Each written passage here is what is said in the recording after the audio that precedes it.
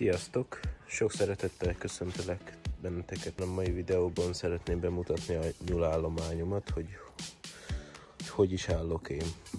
Hát itt egy anyanyúl, látható egy tarka, amelynek 4 kicsinye van, összesen 5 fiat, de egyet kidobott. Ők most per pillanat ilyen 5-6-7-es körüli állapotban vannak.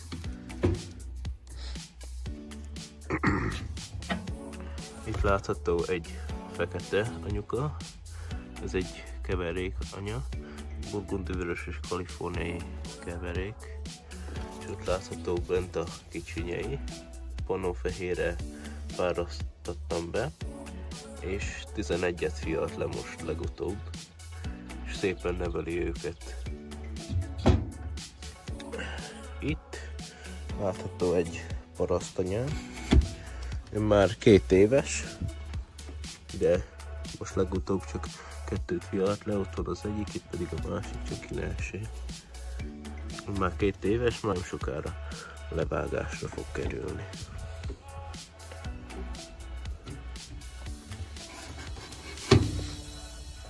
Itt lent, ő is egy parasztanyám, ennek a lánya ott fent, és hát ő az anya, ő pedig a lánya.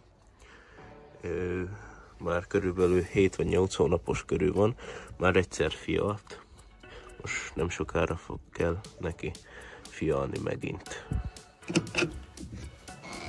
Ő itt egy burgundi vörös baknyulam, ő már 2 éves körül van, már lehet több is, mint 2 éves. De nagyon szép formája van, nagyon szép szőrzete is van, sötét vörös szőrzete, szép gömbölyű fej alakja, és most látszik, hogy játszakozik a itatójából, csak szét ne rágja.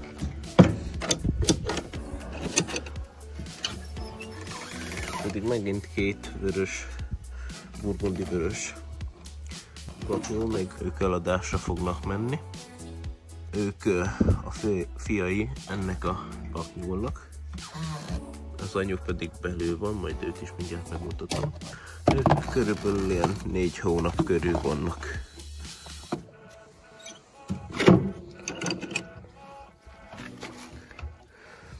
Itt lent pedig hibrid nyuszikat lehet látni,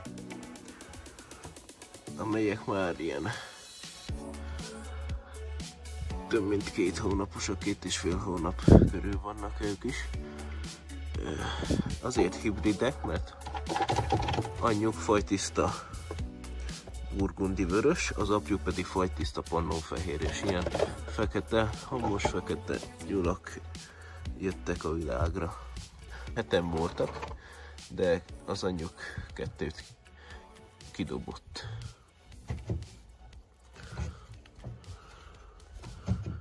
Na itt látható a kívül a barna parasztanyanyúlnak a kölykei.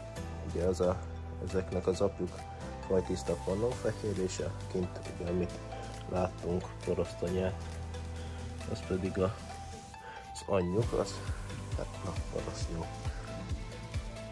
Ezek itt, az apjuk fajtiszta pannonfehér, az anyjuk pedig a kint látható fekete anyanyúl volt, amelyik 11-et fialt. Ők voltak az első kölykei, és most nemrég, hogy 2 hete fialt le 11-et.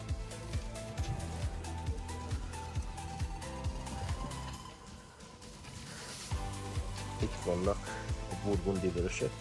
Ugye ez itt az anyuka, kint látható 2 baknak is. Ők most legutóbb 9-et fialt, de egyet eltaposott sajnos, így most 8-an vannak, ők körülbelül ilyen 5,5 hetes körül lehetnek ezek a nyuszik. Az anyanyúl pedig körülbelül ilyen 1 éves körül lehet.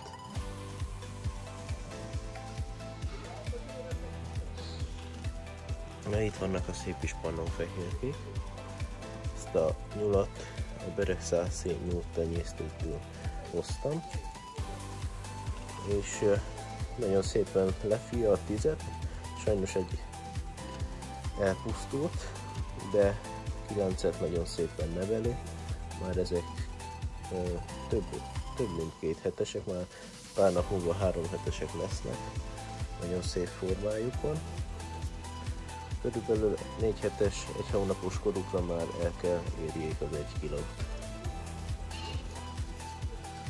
És itt van a pannonfehér bakom.